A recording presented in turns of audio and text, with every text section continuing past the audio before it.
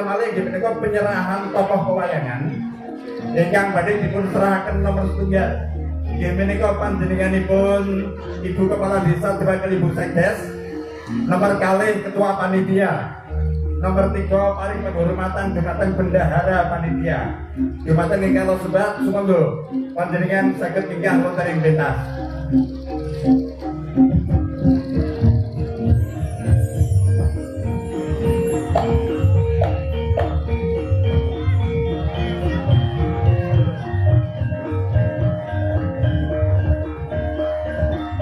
Yusuf, monggo tokoh ingkang pundi ingkang badhe serahken panitia.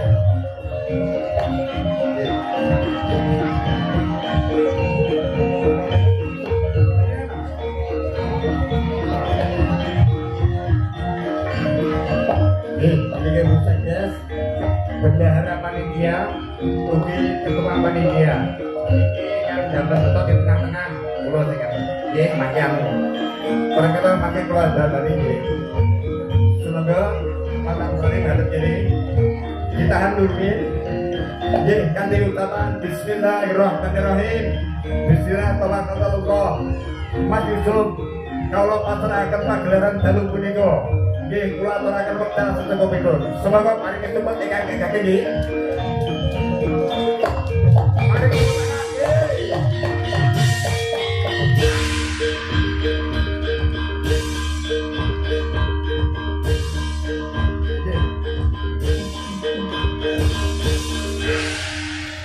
nggih, kalau ingkang dados pranata dalu punika bilih wonten lepatipun kawula nggih wis tuwek lali dereng nggih. Kula nyuwun pangapunten ingkang sakala-kalipun Assalamualaikum warahmatullahi wabarakatuh.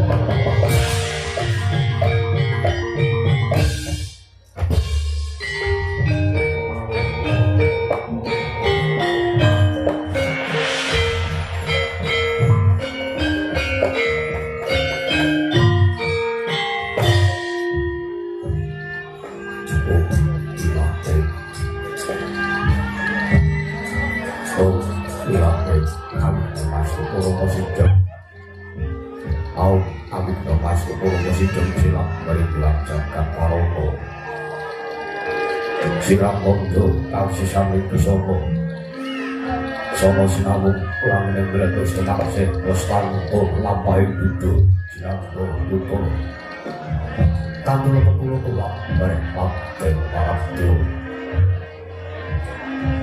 Wini sintu ngomong perangkan sekolah malam Dudu jaman luwo Manggo tetap usaha Dudu Tunggu Tunggu Tunggu mendak Olo sirno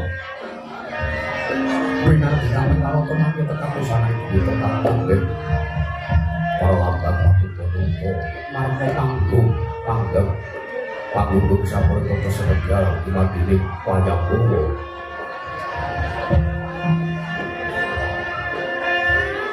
Koratan kondoran kita bisa bilang pulang musuh yang binaras saya kaos Mulan sari wakil sewandi, puluh diri, rasa sang rumah sani, berjamo, ilo kocok.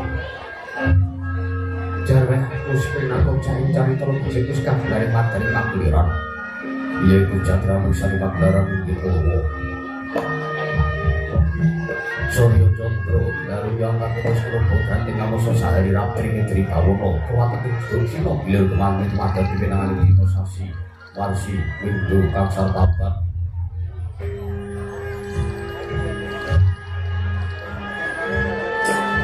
Tentulang tanggar pemanggar toyo singerang pun toyo jangkauan kerja jantung pandang itu butuh malang atoko durun konom yang durun toyo tadi mau beranakan tanpa jalan padang terang hasil sangka pertama solo bancakan mengucapkan tapi umum karena berabang menambah namun kain saya tidak tahu bumi saya tahu sumur sang bilang harap mengaktor selain belakang kiri lambang resmi jenar campur bawan sinari Sang Hyang Basanta Tamang Tukaton Ijo ya mangku gunung Tukaton biru Poyo-poyo pucuk gunung ki lan dalem asil ora Bancana lenggah lembut nganti kaya gunung aku temeko tanpa pawis kami sore ngaku tasih dan langsung untuk buku karo tegal sawahe aku silo pamal buku sinabi sedonan sesidenan mikul garu kuwe kami konco kayane sawana berbagai sempur wangi Syabang karpos ini tahu sore bil pos apa melok sinau jagat dulu berapa produk bintang yang ulun sinar jagat yang samyor bedodo orang bedodo berkumpul para bintang kang wonten ing amat dan kepuling projo negari Mandura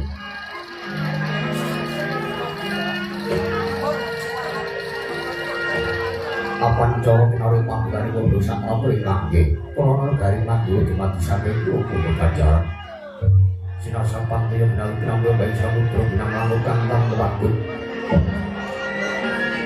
pegantengan ngakamang keulun Cakrawala wane-wane cakring wisi sama kripin jurang corok nebu boseo kinarga sesuai persinawet yang salah dulu koen kono dipasi seranggan sasana jembaring jembaring pasir berlari dari sini tangan tuh nganggur bujung oyo-oyo karang putri perwewe-wewe kok bisi boleh kasih dan bawur sampai kabinan guru bakar mangkar kamu yang dadi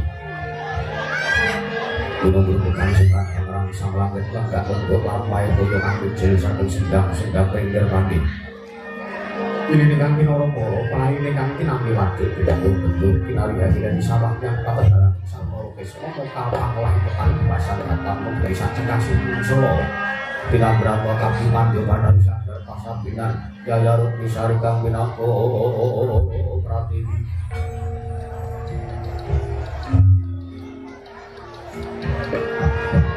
pada dalam berdoa dengan orang dibutuh hati ambil kowe nganggur ngomong bitane polong pendem polong simpar polong kemandang sadaya tangguh jiwa jinawi itu bulan kang mawa sarasadi diri ingon ngono Jawa jadi teklan sang sayang untuk kelangkau sangat garing panggungan lama panci Surabaya balik peringkan dan sowang kata mencanangkan dengan kinanjang malam apa tebus sakit juga berjodoh jadi sang saya kok kakek kali beribu sopo kulit negari Mandura Walau bagi bangun gunung kanggung Benok someros kali untuk berapa merah sampai tadi berkata lingkungan Kanggung-kanggung boten harus disambut sampai sama periksa satukan sempat lebih sampai kita sang soyo sinan soyo foto indok dan umat sinapatan doyo dilayan sawi cicis papan sejati di cintaan kambing cinta mahan mawujud manunggaling jekoro sokarso kang satu mababar karyo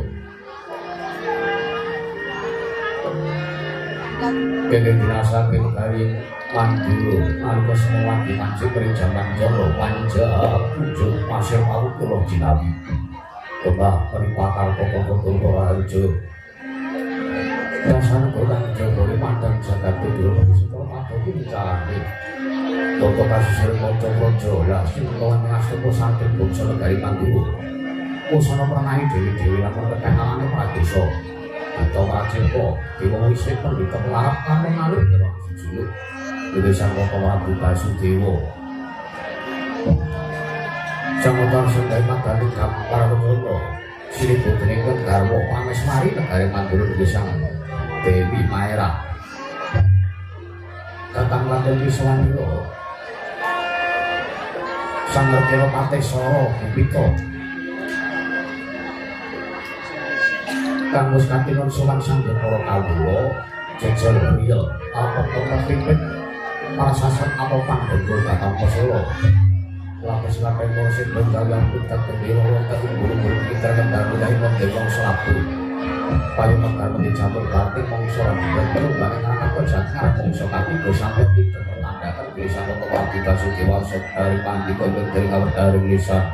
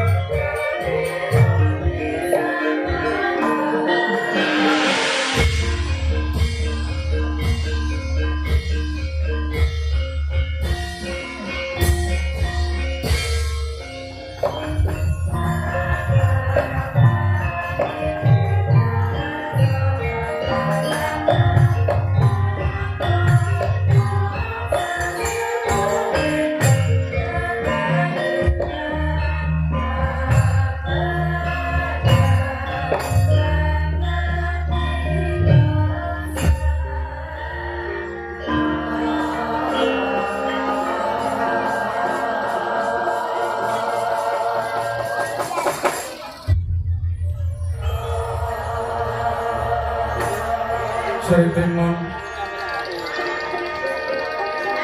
Neng Masih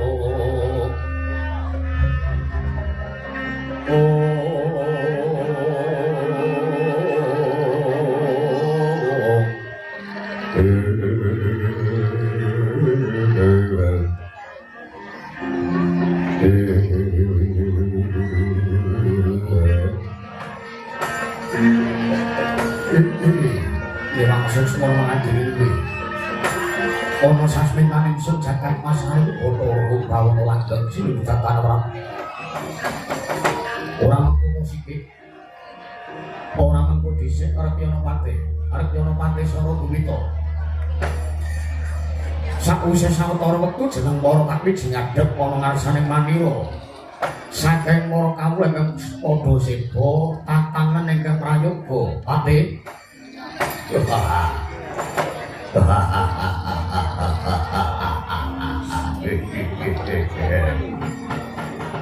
Luna pasang Kalimantan Wisna Beto Milira. Tebena saking siku dendaring Bathara. Siwu. Iya. Para paduka Gusti kula Kanjeng Sinur Prabu ing Mandura inggih pun Sinur Prabu Basudewa. Wah. Kami dateng wiswanipun ngadil patihan Unsara Kumita. Iya.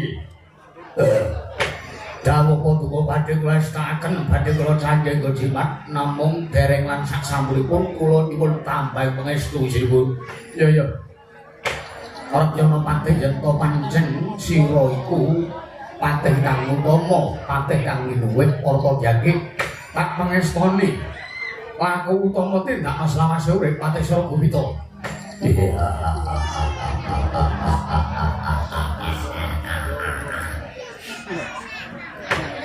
Namung sendika wis laten dawuh Sinuwun. Prayoga ampun mulungguh Patih sampun boten derang sekeca. Ora mengko dhisik garwane ingsun ya sisiane ingsun ya garwa Mandura Yayi Dewi Maera wonten pangantika dawuh paduka Kanjeng Sinuwun amiji dhateng ingkang ngabdipun Maera kapiji wonten kedhaton negari Mandura kewarta ngaturaken sembah sundeng bekti kula puji Sinuwun Prabu Basudewa. Yo wah, ojo kaget apa to sababe wektu sak mengko iki jenenge Semul Putih sanjane para kawula tasih. Sartane Atmajatku katelune ya Triyatmaja Nalendra ing Mandura. Tak wiji ngadhep ning Praja Negara Mandura sayekti mangkene. Cekak aus wae rembug pasewakan panjenenganipun ora arep ngluputke marang jeneng para Yayi Dewi Maera. Mergo pancen sing jeneng kaluputan kono yen to ora tak jalari nggonku kelebyan. Nggonku tansah jaga marang kahananing garwa Prameswari Negari Mandura. Tak kira ora bakal kedaden sing kaya mangkene iki. Inggih kepareng paduka kados pundi Kanjeng Sinuwun. Maera, wonten paring ajeng. Jabang Bayat Majane Guru Wangsa ingkang kandhut dina sak mengko wis dungkap pinairake. Tak baleni meneh nggonku matur. Tak ambali meneh nggonku paring mangandikan. Jeneng ingsun ora arep ngluputke marang sapa wae. Kabeh iki wis pinesti kodrat. Banjur apa to sababe tak klumpukke ya mergo nata ing Mandura Prabu Basudewa kuwatir. Wedi rasane ngatiku. Kalamun kok iki mengko si bocah ingkang mbok kandhut ingkang kinandhut ana ing garbamu Yayi Dewi Maerah iki mengko bakal ngancam marang uripe Atmajaku telu yaiku Kakrasana, Narayana apa dene Bratajaya. Lajeng marang kula kados pundi Yayi Dewi wonten jamu. mestine sira jejering wanita, jejering garwa. Mestine mung mantuk lan dadi mestine mata mandur Prabu Basudewa. Kula namung kantun dereke mawon suwun.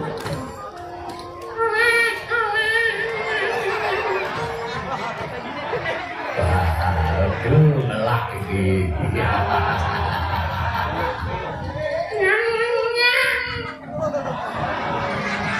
Mbok disusoni.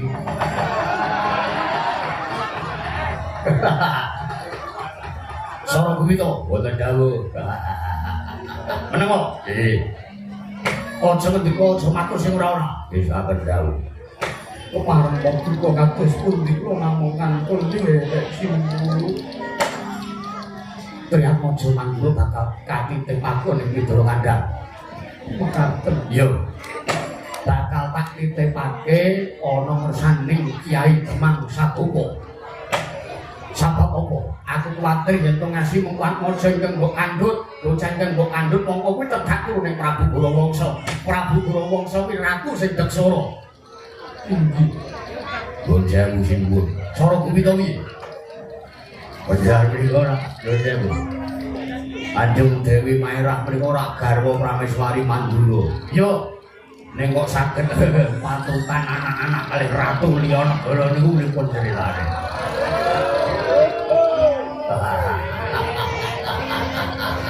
Sora Gumita, wonten dawuh. Kowe iki ngerti ning ora sapi-api ora roh. Nggih, nggih. Aran jalaranipun Gurawangsa menika midhawane wujud paduka. Iya, kumuli kumpul kaliyan garwa nulya. Wah, salah kedaden. Pripun Bu Wedang? Oh nggih, monggo mriku. Kula-kulane dipisah, pahit mawon kula.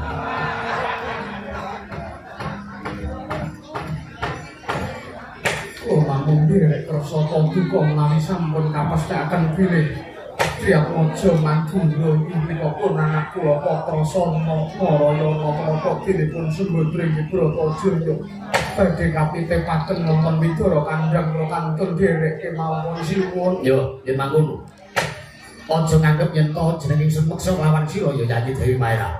Merga pancen iki wis dadi anteping tekad nata Mandura Prabu Basudewa sartane sira Yayi Dewi Maerah uga wis nyarujuki marang kang dadi pepesane kodrat. Inggih saken dawuh. Rupiyapati. Wonten dawuh. Wanata Jatilaratna praptane Demang Sagopa jeneng isun bakal saged jagong malah kepro masrake Atmaja.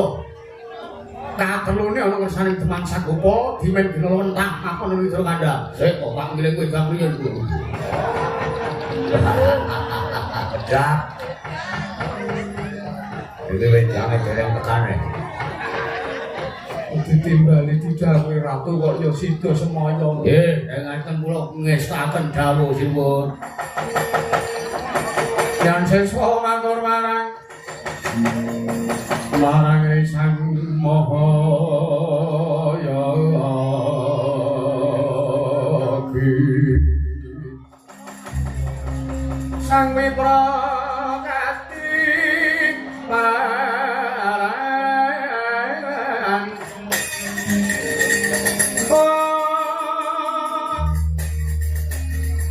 Yogya sarining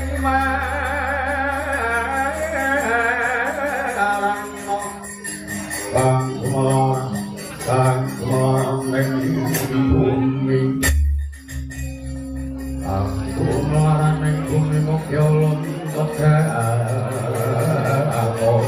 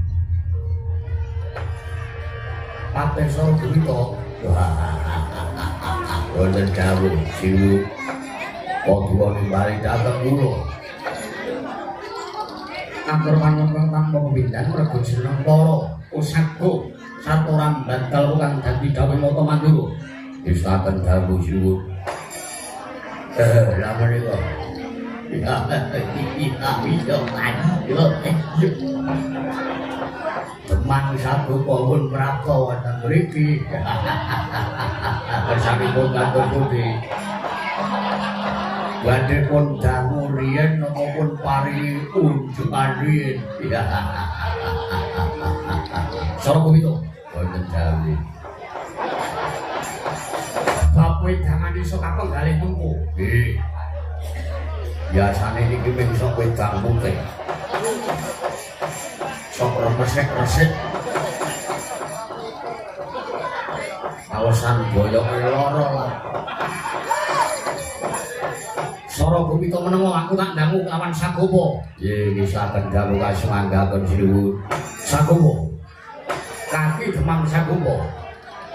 Saksuwanane Prajanegara Mandura ana ngarsaning Prabu Basudewa padha kanthi raja sapratamu. Kaki Demang Sagopa. Nyanyi manten pangandika dawuh paduka Kanjeng Sinuwun. Saderengipun sowan kula mboten manggalangan setunggal punapa amik asang Kalimantan sinapeta ila-ila. Kebenon saking siku tendhaning Ubathara Sinuwun.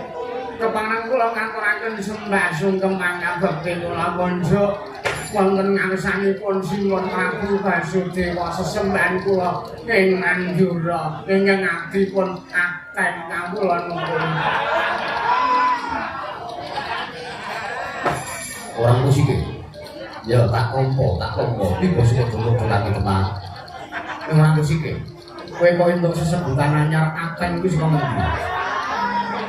Nggih wiwit sarep kula kenging boten saged menga-menga. Kalian rencang-rencang tangga teparo menika dipun westani akten Sagopa mekaten.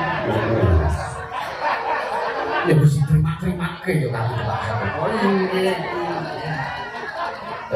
Kula jangkep sangkal mutung mboten kersa. Mesake jajare desa mari niki. Mosok ora sida wibawa. Wis minggu besos nggawa klambi kejawen. Kalah men karo gelas. Larapane sampean aja keguyu. Nek sampean kaya aku, Mas, Omongane sing apik. sampean kegaweane keguyu kanca. Kanca sampean keguyu mesti ora kuat lahir batine. Terus pamitan lunga. Kaki Demang Sagopa Kula ngantem dawuh. aja omongan dhewe. Jeneng ingsun bakal paring dawuh lawan jeneng sira. Ini saken dawuh. Nek mboten dicak omongan ndoro kate coblek kula mboten omongan kok. Mangkene yo Kaki Demang. Inggih kados pundi? Mangerti yo. Atmajaku katelune. Kaya-kaya diancam uripe. Mergo ngelingi lakon Jabang Bayeng yang saiki iki nandhut dening Nyai Dewi Maerah. Yen ora ana kejaba kuwi atmajane Prabu Gorawangsa ora suwe meneh wis ndungkap linairake. Inggih. Kepanengipun Tak jaluk sarwaku masrahke Triyak Mada Mandura Kakrasana Narayana sartane Bratajaya. Tak pasrahke ana ngarsamu pengangkatmu ngarep tak singitke, ngarep tak singitke. Mergo yen ora tak singitke ana Widara Kandang, yen ora tak pasrahke urusanmu Kaki Demang Sagopa. Tak kira besok lamun to Jabang Bayi lahir atmajane Gorawangsa iki lahir, mesti wae bakal ngancam marang uripe Turas Mandura. Wong yen tak gadang-gadang besok ingkang bisa luwih ke Prabu Nalendra Mandura Prabu Basudewa ki ora kejaba wong anakku lembarep kengaran Kakrasana iki. Lah yen to ngasih mengkuat majane Gorawangsa lahir ndungkap dewasa. Ora malah majaku sing aran Kakrasana, Narayana lan Bratajaya iki diancam matine kawat majane Gorawangsa. Nangka Mandura kepitunan. Apa bakal kelakon mengko negara Mandura rusak? Apa bakal kelakon mengko negara Mandura bubrah selangkrah kahanane? Mekaten sinuwun. ya. Lajeng wigatosipun kula pun timbali. Oh, abudek. Wis ora iso mengo budak.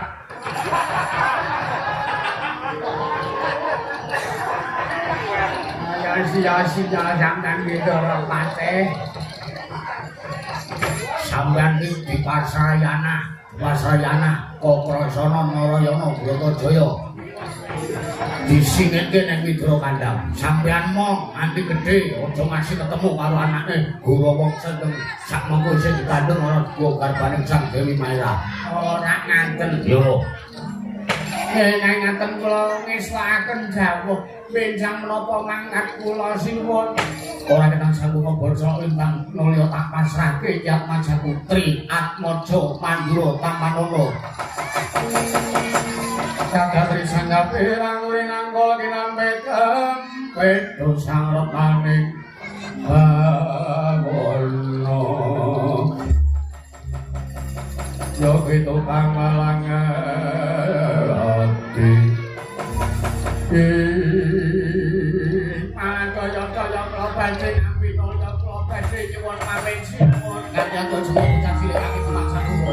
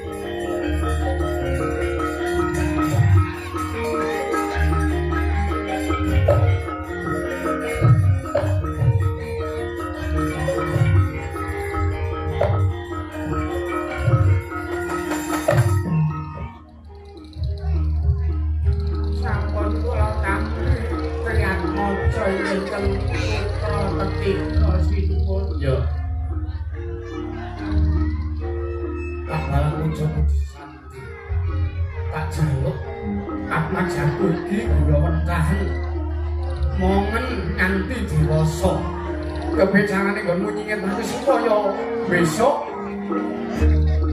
ora diancam uripe dening atmajane Gurawangsa. Inggih, inggih. Ya senajan wabot rasane atiku sagowo. Nanging gandeng iki wis pinesti kotrat. Gelem ora gelem ora iso panjenengan sing kudu ngeculake. Malah kula toya-toya nyuwun pamit. Sing ati-ati aja kaya bocah cilik kaki tempat sagowo.